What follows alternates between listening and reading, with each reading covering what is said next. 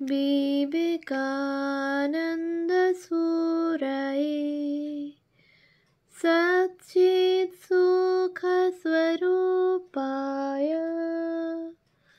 स्वामिने तापहारिणे।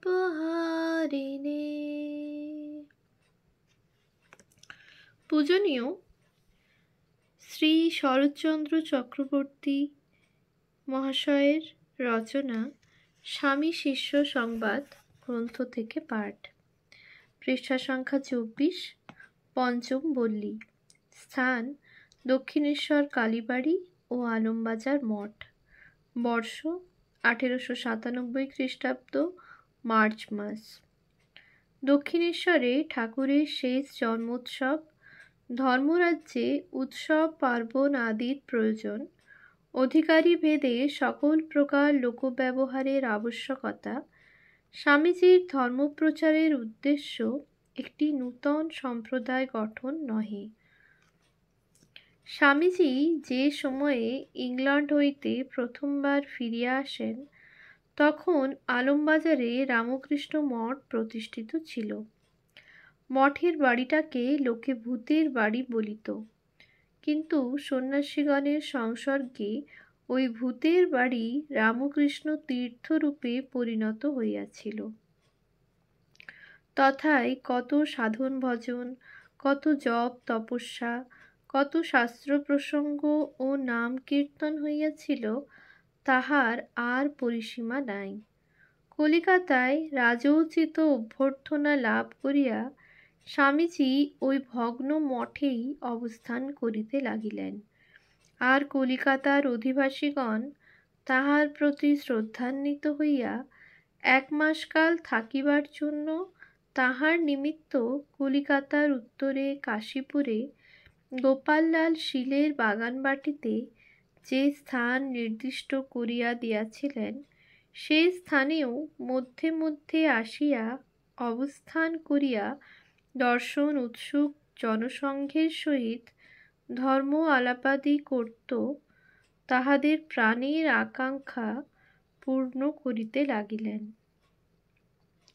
শ্রীরামকৃষ্ণদেবের জন্মোৎসব নিকটবর্তী। দক্ষিণেশ্বরে রানী রাসমণির কালীবাড়িতে এবার উৎসবের বিপুল আয়োজন হইয়াছে। রামকৃষ্ণ সেবকগণের তো কথাই নাই। ধর্মপিপাসু ব্যক্তিমাত্রেরই আনন্দ ও উৎসাহের পরিসীমা নাই। কারণ বিশ্ববিজয়ী স্বামীজি শ্রীরামকৃষ্ণদেবের ভবিষ্যৎবাণী সফল করিয়া এ বৎসর প্রত্যাবৃত হইয়াছেন। তাহার গুরুভ্রাতৃগণ আজ তাহাকে পাইয়া যেন শ্রীরামকৃষ্ণ সঙ্গসুখ অনুভব করিতেছেন। কালী মন্দিরের দক্ষিণে বিস্তৃত রন্ধনশালায় ভোগ প্রস্তুত হইতেছে। স্বামীজি তাহার কয়েকজন গুরুভ্রাতাসহ বেলা 9টা-10টা আন্দাজ উপস্থিত হইয়াছেন। তাহার নগ্নপদ, শীর্ষে গৈরিক বর্ণের উষ্ণীষ। জনসংঘ তাহাকে লক্ষ্য করিয়া ইতস্তত ধাবিত হইতেছে। তাহার সেই অনিন্দিত রূপ দর্শন করিবে, সেই পাদপদ্ম স্পর্শ করিবে এবং তাহার শ্রীমুখের সেই জ্বলন্ত অগ্নিশিখাসম বাণী শুনিয়া ধন্য হইবে বলিয়া। তাই আজ আর স্বামীজির তিলার্ধ বিশ্রামের সময় নাই। মা কালীর মন্দিরের সম্মুখে অসংখ্য লোক। স্বামীজি শ্রী শ্রী জগন্মাতাকে ভূমিষ্ঠ হইয়া প্রণাম করিলে সঙ্গে সঙ্গে সহস্র সহস্র শির অবনত হইল। পরে রাধাকান্তজিউকে প্রণাম করিয়া তিনি এইবার ঠাকুরের বাসগৃহে আগমন করিলেন। সে প্রকোষ্ঠে এখন আর তিলমাত্র স্থান নাই। জয় রামকৃষ্ণ ধ্বনিতে কালীবাড়ির দিংমুখ সকল মুখরিত হইতেছে। শত সহস্র দর্শককে ক্রোড়ে করিয়া বারবার কলিকাতা হইতে হোর মিলার কোম্পানির জাহাজ যাতায়াত করিতেছে। নহবতের তান তরঙ্গে সুরধুনী নৃত্য করিতেছেন। উৎসাহ, আকাঙ্ক্ষা, ধর্মপিপাসা ও অনুরাগ মূর্তিমান হইয়া শ্রীরামকৃষ্ণ পার্শ্বদগণ রূপে ইতস্তত বিরাজ করিতেছে। এবারকার এই উৎসব প্রাণে বুঝিবার জিনিস, ভাষায় ব্যক্ত করিবার নহে। স্বামীজির সহিত আগত 2টি ইংরেজ মহিলাও উৎসবে আসিয়াছেন। তাহাদের সহিত শিষ্যের এখনো পরিচয় হয় নাই। স্বামীজি তাহাদের সঙ্গে করিয়া পবিত্র পঞ্চবটী ও বিল্বমূল দর্শন করাইতেছেন। স্বামীজির সঙ্গে এখনো তেমন বিশেষ পরিচয় না হইলেও শিষ্য তাহার পশ্চাৎ পশ্চাৎ যাইয়া ওই উৎসব সম্বন্ধীয় স্বরচিত একটি সংস্কৃত স্তব স্বামীজির হস্তে প্রদান করিল। স্বামীজিও উহা পড়িতে পড়িতে পঞ্চবটীর দিকে অগ্রসর হইতে লাগিলেন। যাইতে যাইতে শিষ্যের দিকে একবার তাকাইয়া বলিলেন, বেশ হয়েছে, আরও লিখবে। পঞ্চবটীর এক পার্শ্বে ঠাকুরের গৃহী ভক্তগণের সমাবেশ হইয়াছিল। গিরিশবাবু, মহাকবি গিরিশচন্দ্র ঘোষ, পঞ্চবটীর উত্তরে গঙ্গার দিকে মুখ করিয়া বসিয়াছিলেন এবং তাহাকে ঘিরিয়া অন্যান্য ভক্তগণ শ্রীরামকৃষ্ণ গুণগানে ও কথা প্রসঙ্গে আত্মহারা হইয়া বসিয়াছিলেন। ইত্যবসরে বহুজন সমভিব্যাহারে স্বামীজি গিরিশবাবুর নিকট উপস্থিত হইয়া এই যে ঘোষজ বলিয়া গিরিশবাবুকে প্রণাম করিলেন। গিরিশবাবুও তাহাকে করজোড়ে প্রতিনমস্কার করিলেন। গিরিশবাবুকে পূর্ব কথা স্মরণ করাইয়া স্বামীজি বলিলেন, ঘোষজ, এই একদিন আর এই একদিন। গিরিশবাবুকে পূর্ব কথা স্মরণ করাইয়া স্বামীজি বলিলেন, ঘোষজ, সেই একদিন আর এই একদিন। গিরিশবাবুও স্বামীজির কথার সম্মতি জানাইয়া বলিলেন, তা বটে, তবু এখনো সাধ চায় আরও দেখি। এইরূপে উভয়ের মধ্যে যে সকল কথা হইল তাহার মর্ম বাহিরের লোকের অনেকেই পরিগ্রহ করিতে সমর্থ হইলেন না।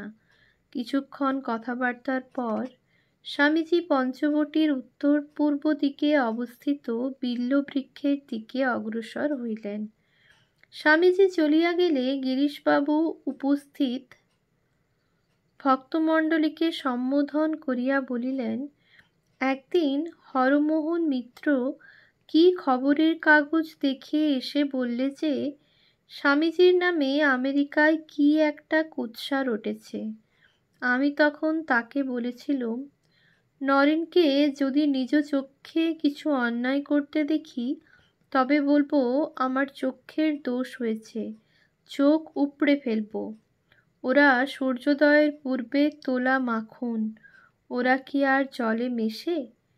যে কেউ ওদের দোষ ধরতে যাবে তাদের নরক হবে।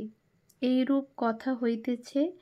এমন সময়ে স্বামী নিরঞ্জনানন্দ গিরিশ ঘোষ মহাশয়ের কাছে আসিলেন এবং একটা থেলো হুকা লইয়া তামাক খাইতে খাইতে কলম্বো হইতে কলিকাতা প্রত্যাবর্তনকাল পর্যন্ত ভারতের ভিন্ন ভিন্ন প্রদেশে জনসাধারণ শ্রী স্বামীজিকে যে অপূর্বভাবে আদর অভ্যর্থনাদি করিয়াছে এবং তিনি তাহাদের যে সকল অমূল্য উপদেশ বক্তৃতাচ্ছলে বলিয়াছেন তাহার কতক কতক বর্ণনা করিতে লাগিলেন। গিরিশবাবু শুনিতে শুনিতে স্তম্ভিত হইয়া বসিয়া রহিলেন। সেদিন দক্ষিণেশ্বর ঠাকুরবাড়ির সর্বত্রই একটা দিব্য ভাবের বন্যা ওইরূপে বহিয়া যাইতেছিল। এইবার সেই বিরাট জনসংঘ স্বামীজির বক্তৃতা শুনিতে উদ্গ্রীব হইয়া দণ্ডায়মান হইল। কিন্তু বহু চেষ্টা করিয়াও স্বামীজি লোকের কলরব অপেক্ষা উচ্চৈস্বরে বক্তৃতা করিতে পারিলেন না। অগত্যা বক্তৃতার উদ্যম পরিত্যাগ করিয়া তিনি আবার ইংরেজ মহিলা 2টিকে সঙ্গে লইয়া ঠাকুরের সাধন স্থান দেখাইতে ও শ্রী শ্রী ঠাকুরের বিশিষ্ট ভক্ত ও অন্তরঙ্গগণের সঙ্গে আলাপ করাইয়া দিতে লাগিলেন। ইংরেজ মহিলারা ধর্মশিক্ষার জন্য তাহার সঙ্গে দূর দেশ হইতে আসিয়াছেন দেখিয়া দর্শকগণের মধ্যে কেহ কেহ আশ্চর্য হইয়া তাহার অদ্ভুত শক্তির কথা বলাবলি করিতে লাগিল। বেলা ৩টার পর স্বামীজি শিষ্যকে বলিলেন, একখানা গাড়ি দেখ, মঠে যেতে হবে। অনন্তর আলমবাজার পর্যন্ত যাইবার ভাড়া 2 আনা ঠিক করিয়া শিষ্য গাড়ি লইয়া উপস্থিত হইলে স্বামীজি স্বয়ং গাড়ির একদিকে বসিয়া এবং স্বামী নিরঞ্জনানন্দ ও শিষ্যকে অন্যদিকে বসাইয়া আলমবাজার মঠের দিকে আনন্দে অগ্রসর হইতে লাগিলেন। যাইতে যাইতে শিষ্যকে বলিতে লাগিলেন, কেবল অ্যাবস্ট্রাক্ট আইডিয়া নিয়ে পড়ে থাকলে কি হবে? এই সকল উৎসব প্রভৃতিরও দরকার। তবে তো মাসের ভেতর এই সকল ভাব ক্রমশ ছড়িয়ে পড়বে। এই যে হিন্দুদের 12 মাসে 13 পার্বণ, এর মানেই হচ্ছে ধর্মের বড় বড় ভাবগুলি ক্রমশ লোকের ভেতর প্রবেশ করিয়ে দেওয়া। এর একটা দোষও আছে, সাধারণ লোকে ওই সকলের প্রকৃত ভাব না বুঝে ওই সকলে মত্ত হয়ে যায়, আর ওই উৎসব আমোদ থেমে গেলেই আবার যা তাই হয়। সেজন্য ওগুলি ধর্মের বহির আবরণ, প্রকৃত ধর্ম ও আত্মজ্ঞানকে ঢেকে রেখে দেয়। এই কথা সত্য। কিন্তু যারা ধর্ম কি, আত্মা কি, এসব কিছুমাত্র বুঝতে পারে না, তারা ওই উৎসব আমোদের মধ্য দিয়ে ক্রমে ধর্ম বুঝতে চেষ্টা করে। মনে করো, এই যে আজ ঠাকুরের জন্মোৎসব হয়ে গেল, এর মধ্যে যারা সব এসেছে তারা ঠাকুরের বিষয় একবারও ভাববে? যার নামে এত লোক সমবেত হয়েছিল তিনি কে? তার নামেই বা এত লোক এলো কেন? একথা তাদের মনে উদয় হবে।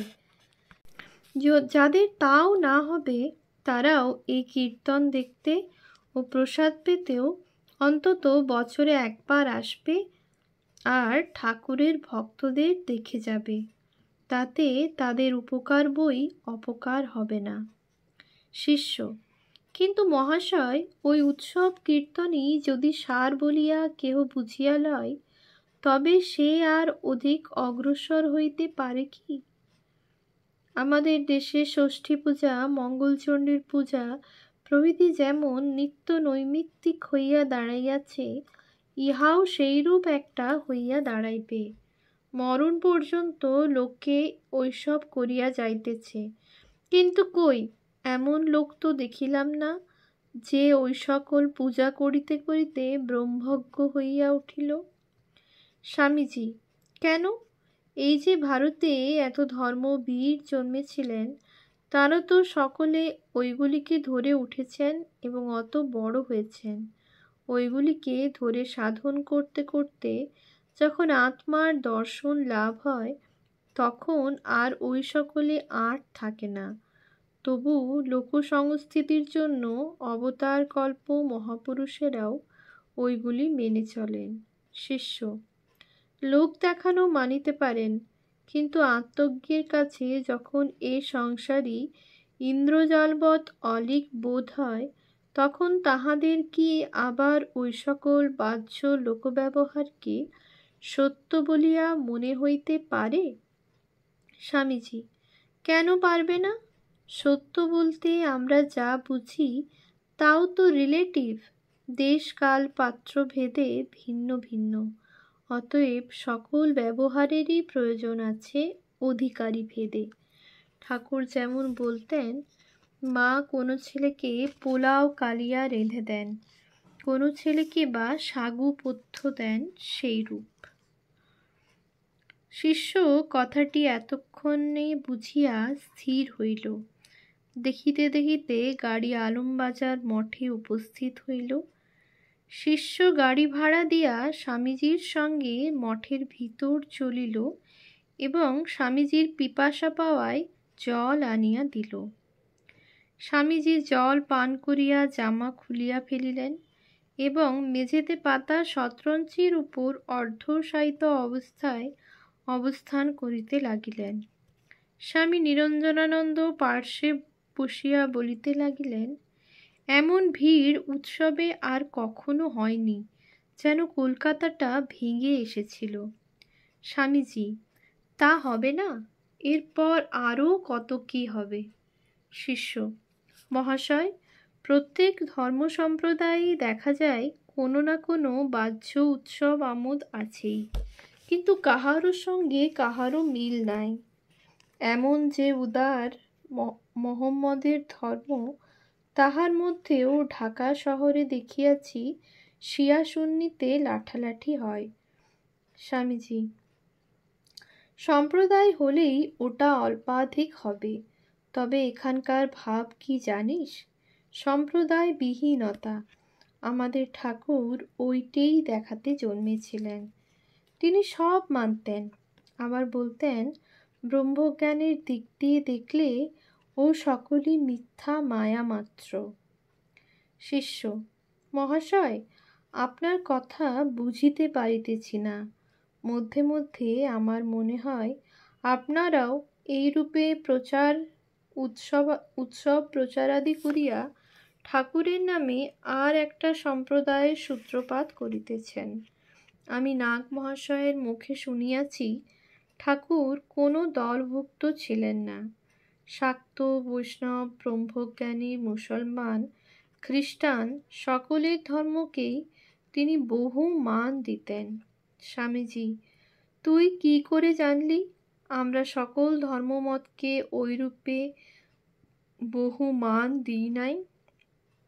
এই বলিয়া স্বামীজি নিরঞ্জন মহারাজকে হাসিতে হাসিতে বলিলেন, ওরে, এ বাঙাল বলে কি? শিষ্য, মহাশয়, কৃপা করিয়া ওই কথা আমায় বুঝাইয়া দিন। স্বামীজি, তুই তো আমার বক্তৃতা পড়েছিস। কোথায় ঠাকুরের নাম করেছি? খাঁটি উপনিষদের ধর্মই তো জগতে বলে বেরিয়েছি। শিষ্য, তা বটে, কিন্তু আপনার সঙ্গে পরিচিত হইয়া দেখিতেছি আপনার রামকৃষ্ণ গত প্রাণ। যদি ঠাকুরকে ভগবান বলিয়াই জানিয়া থাকেন, তবে কেন ইতর সাধারণকে তাহা একেবারে বলিয়া দেন না? স্বামীজি, আমি যা বুঝেছি তা বলছি।